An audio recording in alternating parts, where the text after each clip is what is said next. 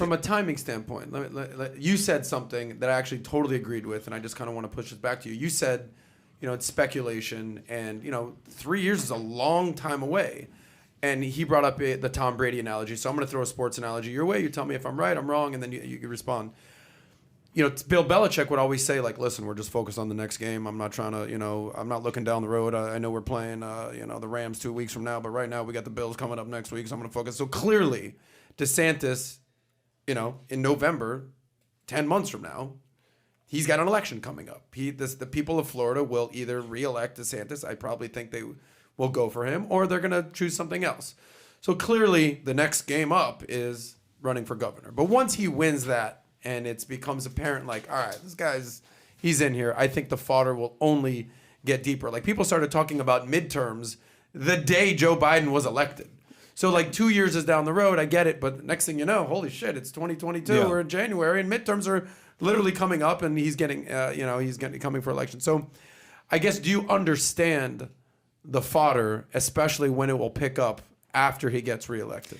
Look, I absolutely understand. I just feel that it's overblown because, like, I'm working in the office in Tallahassee in the Capitol, right? And I work with Governor DeSantis, and I see what he's doing every day. It's like, I'm telling you about November, but even sometimes thinking to next week is crazy because different, momentous things happen every day in a huge state like Florida with 22 million people and growing, with the COVID pandemic and with all the challenges that we face with the economy. There are so many different crises and different issues that he has to manage just on a day-to-day. Right. Like that, even thinking 10 months from now, even thinking about November, that isn't even his top priority. Of course, he wants to get reelected, but the best way to get reelected is to do a good job as governor, do a good job in the job that you're doing. Yeah. And I believe that's what he is focused on. So when you're saying his phone might be blowing up with I'm sure people speculate. I mean, maybe not, I don't know, but that just isn't his focus. What he's focused on is what he's doing for our state, which is an extremely demanding job and takes up a lot of time.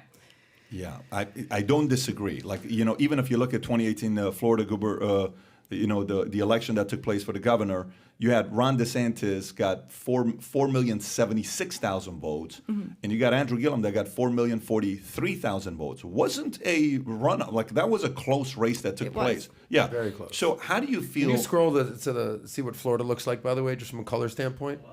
Okay. And Florida would have been drastically different had Andrew Gillum got elected. I mean, he was almost like a Gavin Newsom of California. This was obviously before COVID hit, and everything would have been different. Yeah, 2018. People love Florida because of what DeSantis did with COVID. That was his moment to shine. Yeah. Imagine if Andrew Gillum had been elected. We would be another California or New York. It would be 180. But when you make that point, so here's what it comes down to, okay? There's you said 22 million. There's 22 million people that don't want him to run for president. They just don't. You know what I'm saying? They want him to say, why would you run for president? Just relax. Governor's great. It's one of the biggest economies in the world. Why would you want to be president? Just stay chill.